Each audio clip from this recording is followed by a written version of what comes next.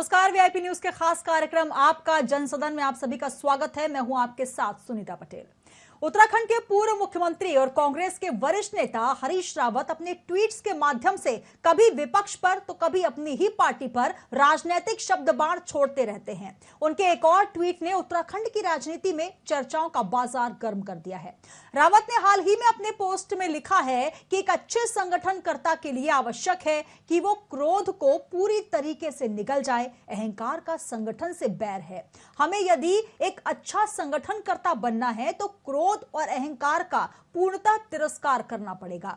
कुछ घोर विरोधियों से भी सीखना पड़ता है। हमारे राजनीतिक विरोधी श्री और जी का भरपूर उपयोग करते हैं, हमें यह सीख लेनी ही पड़ेगी। कहा जा रहा है कि हरीश रावत ने ट्वीट के माध्यम से कांग्रेस संगठन पर सवाल उठाए हैं। ट्वीट करते हुए उन्होंने पार्टी के खिलाफ नाराजगी जाहिर की। इस ट्वीट के बाद कई सवाल भी उठ रहे हैं, जिससे साफ जाहिर हो रहा है कि उनके और पार्टी के बीच सब कुछ ठीक नहीं है। चुनाव से पहले ट्वीट्स में उन्होंने कहा कि बहुत तैर लिए, अब विश्राम का समय है। तो लगातार इस तरीके के ट्वीट्स हरीश रावत के आते रहते हैं। इसी पर करेंगे चर्चा। आइए सबसे पहले परिचय करवा देती हूं इस वक्त कौन कौन से मेहमान हमारे साथ उत्तराखंड स्टूडियो से जुड़ रहे हैं। सबसे पहले परिचय करवा दें, हम आपके साथ हैं शीशपाल बिष्ट जी, जो कि कांग्रेस से अपना पक्ष रखेंगे। शीशपाल बिष्ट जी, स्वागत है आपका। नमस्कार सर। जी नमस्कार सुनीता जी। नमस्कार। और साथ ही जुड़ रहे हैं आम आदमी पार्टी से अमरेंद्र बिष्ट जी। अमरेंद्र जी, बहुत स्वागत है आपका। नमस्कार जी। नमस्कार। और साथ ही जुड़ रही हैं सुनीता विद्यार्थी जी, भाजपा से अपना पक्ष रखेंगी। सुनीता जी, बहुत स्वागत है आपका वीआईपी न्यूज में। जी, सबसे पहले मैं शुरुआत करना चाहूंगी शीशपाल बिष्ट जी आपसे ही। जो ट्वीट किया है हरीश रावत जी ने, वरिष्ठ नेता पूर्व सीएम, इस ट्वीट के माध्यम से, हालांकि कोई पहला ट्वीट नहीं है, इस तरीके के ट्वीट के माध्यम से वो राजनीतिक जो चर्चाओं का बाजार है वो गर्म करते रहते हैं। इस ट्वीट के बाद कहीं ना कहीं बहुत सारी प्रतिक्रियाएं भी सामने आ रही हैं। इस ट्वीट से आप क्या मतलब निकाल पा रहे हैं सर?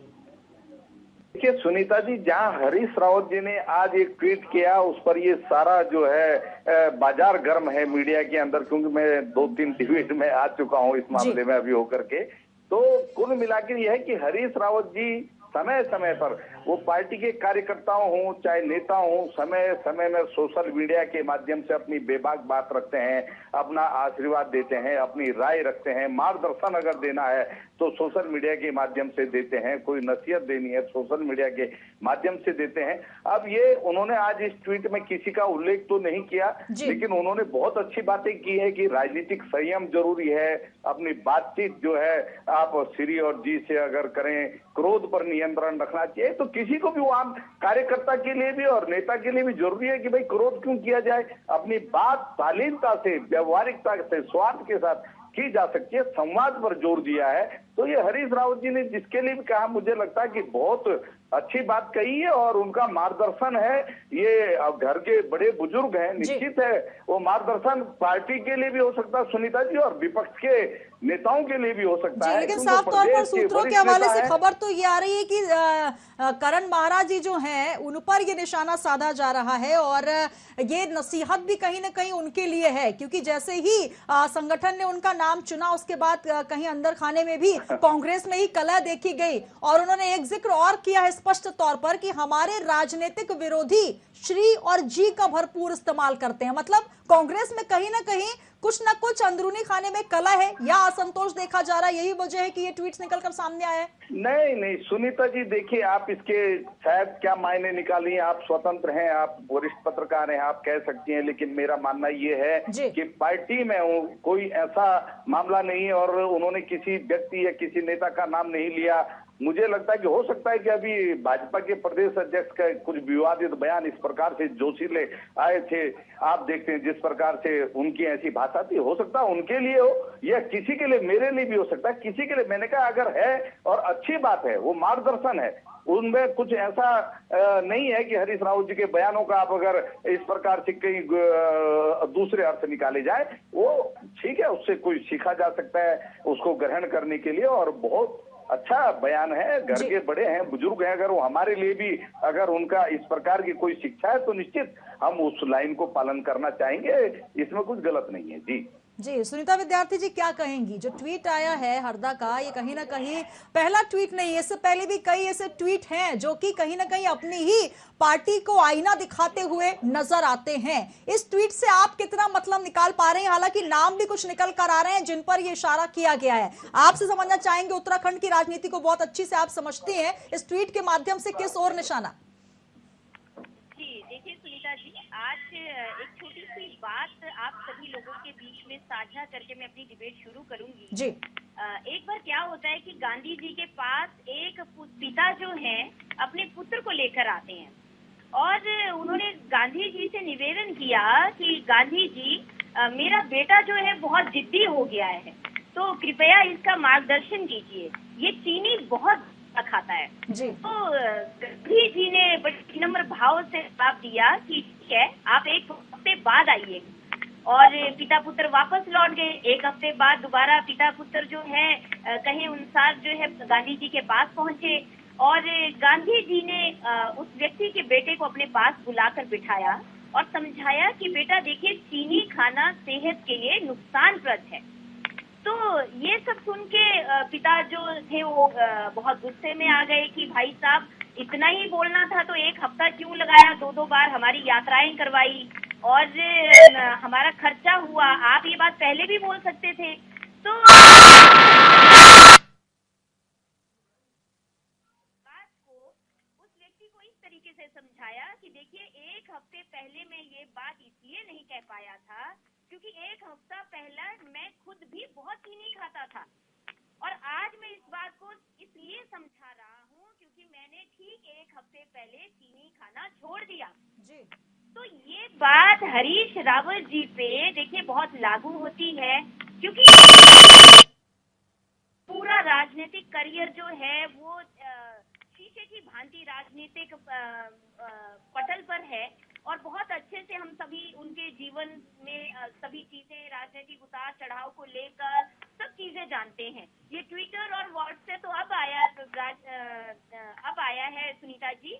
व्हाट्सएप ये हरीश रावत जी के तो बहुत पहले से जो है मार्गदर्शन जनता को मिलता रहता है। तो अब अगर उन्होंने सीधा सीधा अपने प्रदेश अध्यक्ष, अपने संगठन को मजबूत करने के लिए अगर ये बात उन्हें समझाई है कि आप लोग अहंकार मत कीजिए, क्रोध मत कीजिए और कीजिए, तो मुझे लगता है कि उन्होंने कहीं पे भी कोई गलत बात नहीं कही है। अगर जैसे शीशपाल भाई साहब ने अपनी बात रखी कि ये विपक्षी लोगों के लिए हो सकती है, हम तो देखिए, अगर आपको कहीं लगता है कि हमसे कहीं किसी जगह पे गलती हुई है तो हम स्वीकारते हैं और उसको सुधारने की कोशिश करते हैं।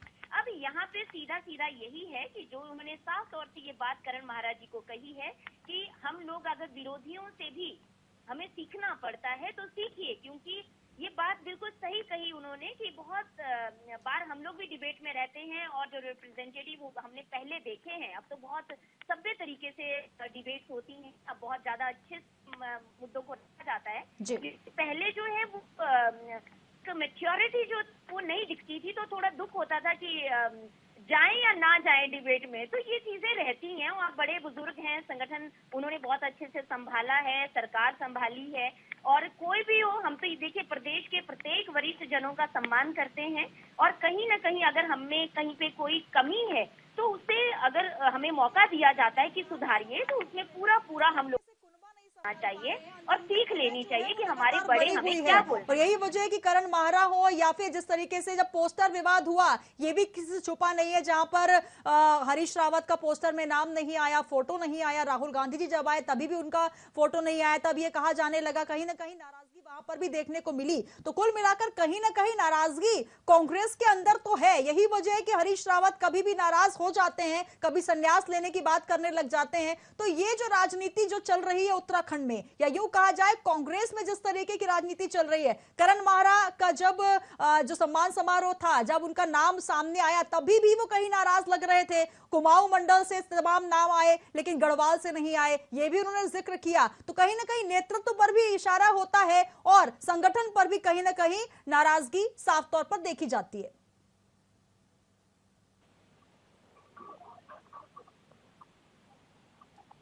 हेलो जी चलिए मैं मुझे कह रहे हैं आप।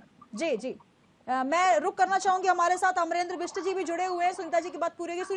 सुनीता जी की बात से स्पष्ट समझ में आया कि गुड़ अगर आप स्वयं नहीं छोड़ सकते हैं तो आपको कहीं ना कहीं इंतजार करना होगा। नसीहत देने से पहले आपको स्वयं उस पर अमल करना होगा। ये बात उन्होंने कही तो कहीं ना कहीं ये इशारा आम आदमी पार्टी से अमरेंद्र बिष्ट जी, इस इशारे की ओर आप किस तरीके से समझ पाते हैं? ये इशारा कहां था?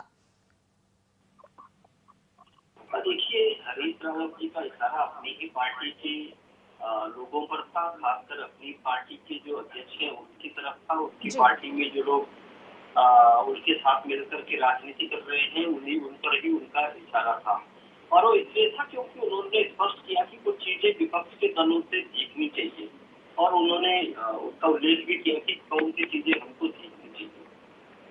देखिए सुनीता जी, होता क्या है कि हमारे अंदर यदि कोई दर्द है, कोई समस्या है तो हमको सामान्यतः अपने परिवार के बीच में बैठ करके बात करनी चाहिए। मुझे लगता है कि अगर कांग्रेस के भीतर उनको ये लगता है कि जो उनके अध्यक्ष है करण महाराज जी या जो अन्य पार्टी के नेता है उनको लेकर के कोई समस्या है तो या कोई उनको मार्गदर्शन करना है या कोई उन्होंने उनको सुझाव देना है या कोई ज्ञान देना है तो निश्चित तौर पर उनसे बात करनी चाहिए। लेकिन ऐसा लगता है कि हरीश रावत जी क्योंकि सारी बातें सोशल मीडिया के माध्यम से कहते हैं, फेसबुक के, ट्विटर के, व्हाट्सएप के माध्यम से कहते हैं, तो ऐसा लगता है कि कांग्रेस के भीतर नेताओं में संवाद बिल्कुल खत्म हो गया है, संवाद ढूंढता है। इसलिए हरीश रावत जी से शायद उनके नेता बात करने को तैयार नहीं है, इसलिए वो अपनी बात को फेसबुक के माध्यम से और सोशल मीडिया के माध्यम से कहते हैं।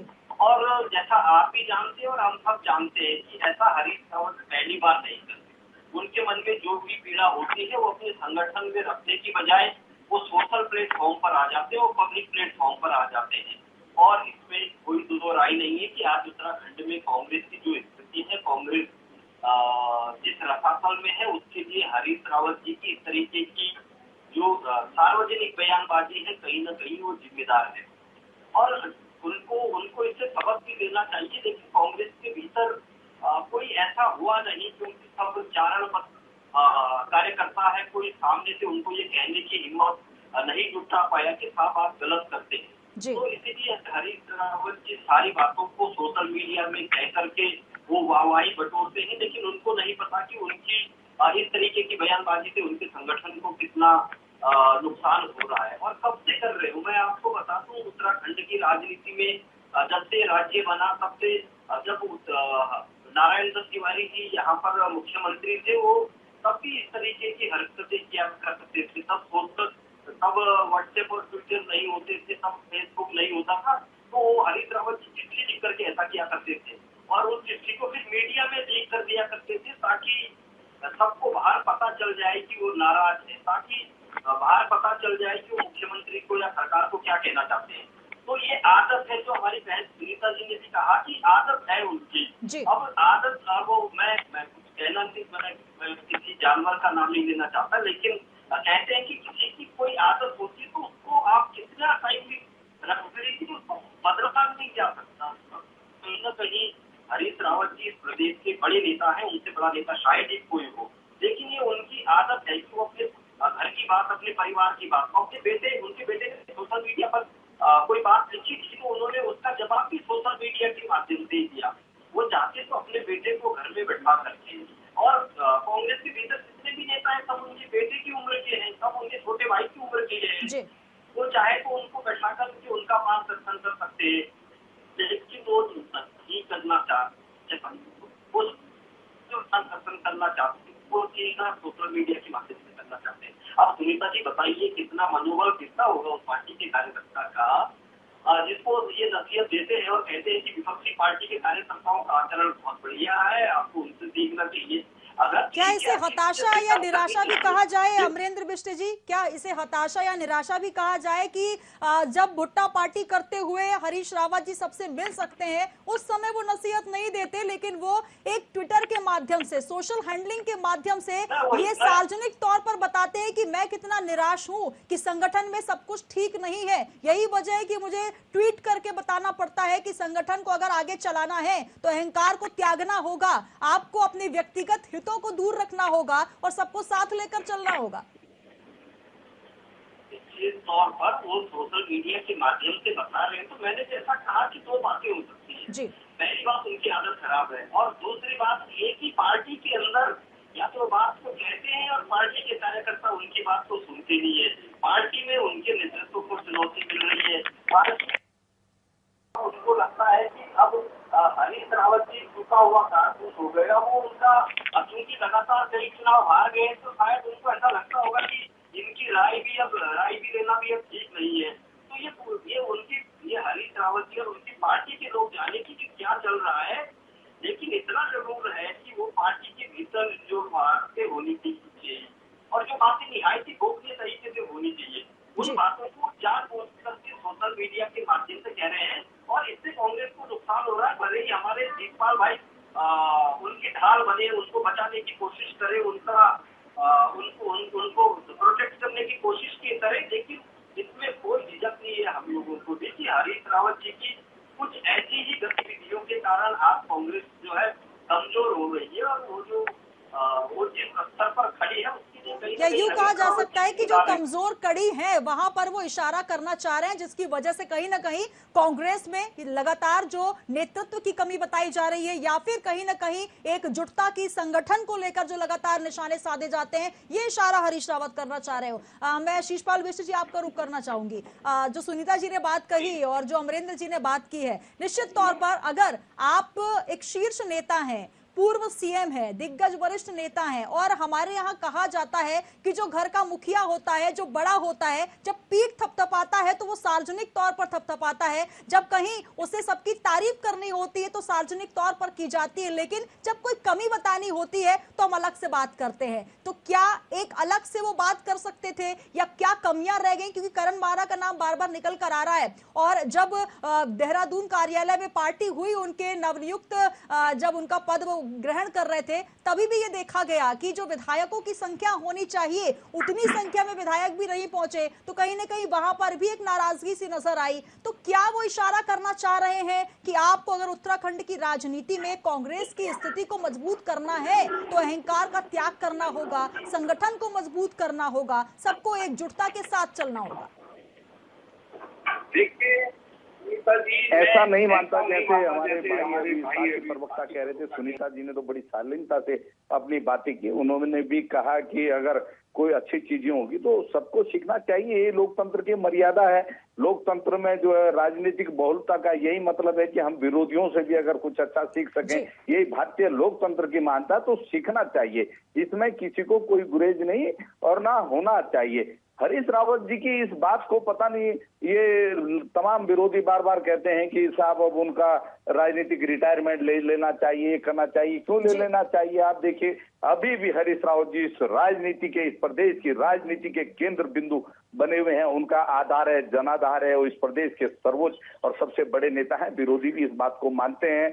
तो आप नहीं कह सकते कि अभी अब हरीश रावत जी को जो है मुख्य धारा की राजनीति नहीं करनी चाहिए।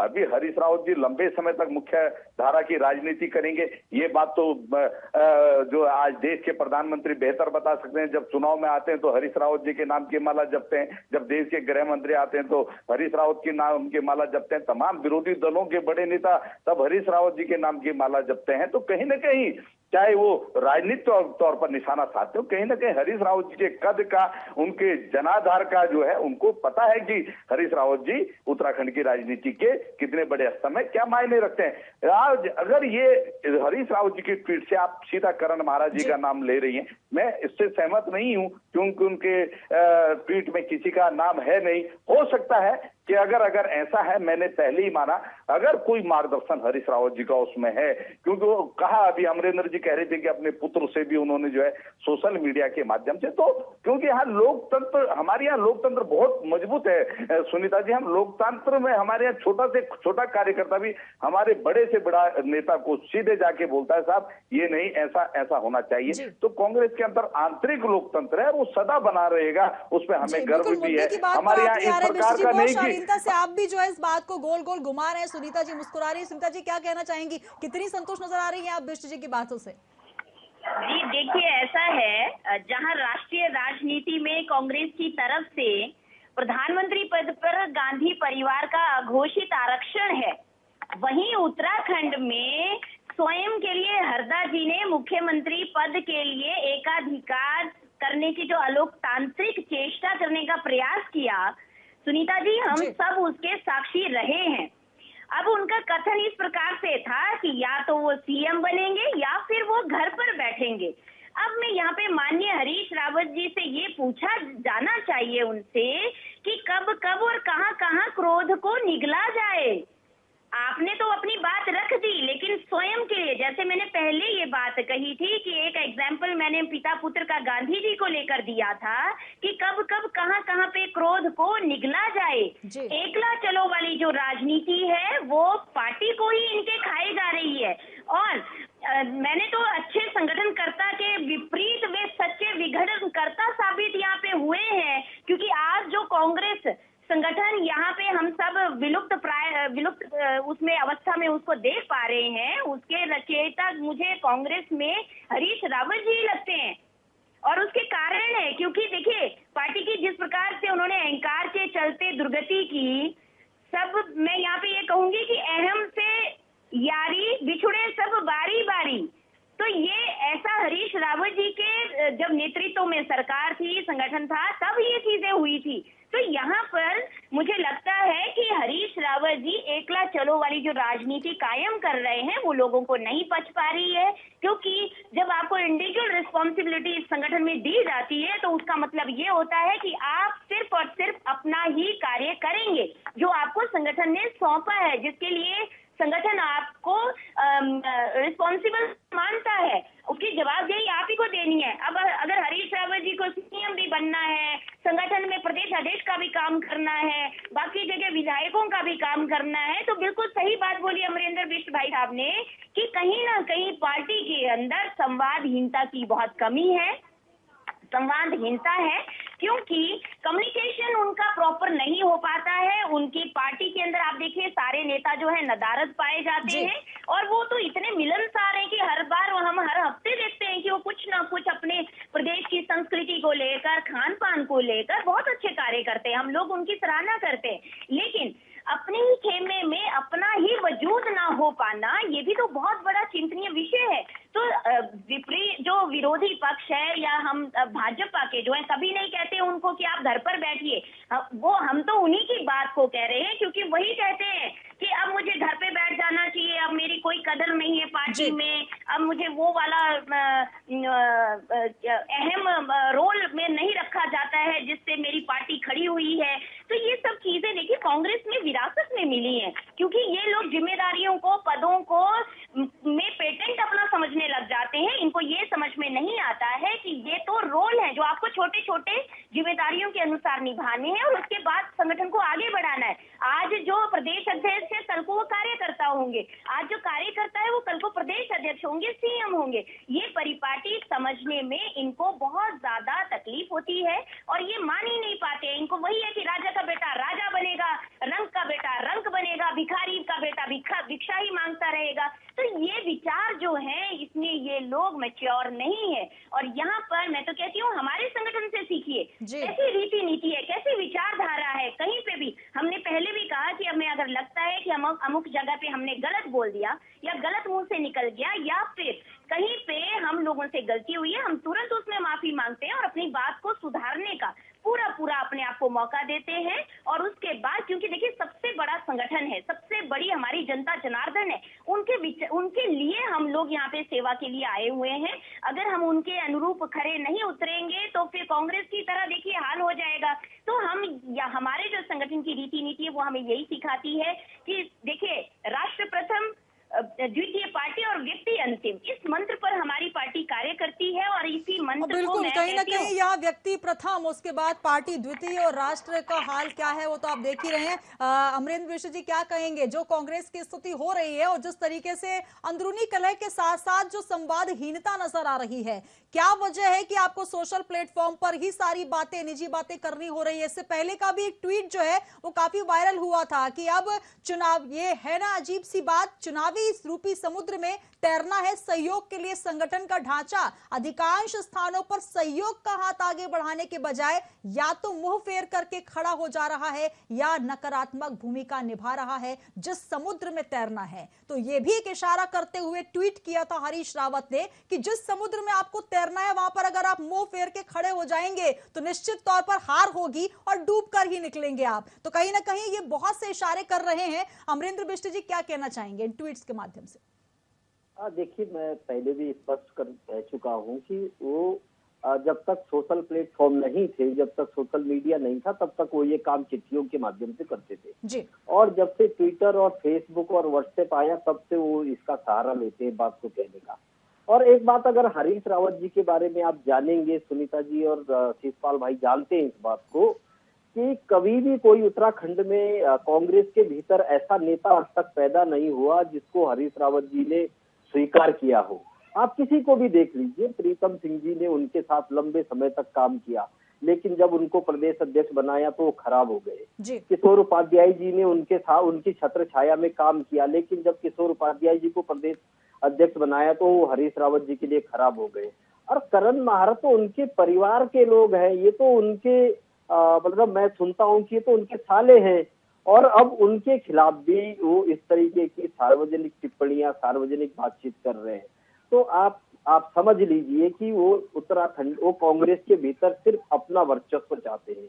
वो कांग्रेस के किसी भी कार्यकर्ता को महत्वपूर्ण पोजीशन में नहीं देखना चाहते। तो इसलिए उनकी ये भी एक पीड़ा है और उनको लगता है कि जाहिर सी बात है अब लोग उनकी बात को, उनकी पार्टी के लोग सुनते नहीं होंगे, तो वो पहले से जो उनकी आदत है आज भी उसको जो है वो सोशल मीडिया के माध्यम से लगातार बिल्कुल एक पीड़ा, एक दर्द है जो कि ट्वीट्स के माध्यम से निकलकर सामने आ रहा है। बहुत शुक्रिया सर हमारे साथ जुड़ने के लिए। समय की कमी है इसलिए मैं आगे कमेंट्स नहीं दे पाऊंगी। बहुत धन्यवाद आप तीनों मेहमानों का। शिषपाल बिष्ट जी कांग्रेस से हमारे साथ जुड़े, धन्यवाद सर आपका। अमरेंद्र बिष्ट जी आम आदमी पार्टी से और सुनीता विद्यार्थी जी भाजपा से, आप तीनों मेहमानों का धन्यवाद।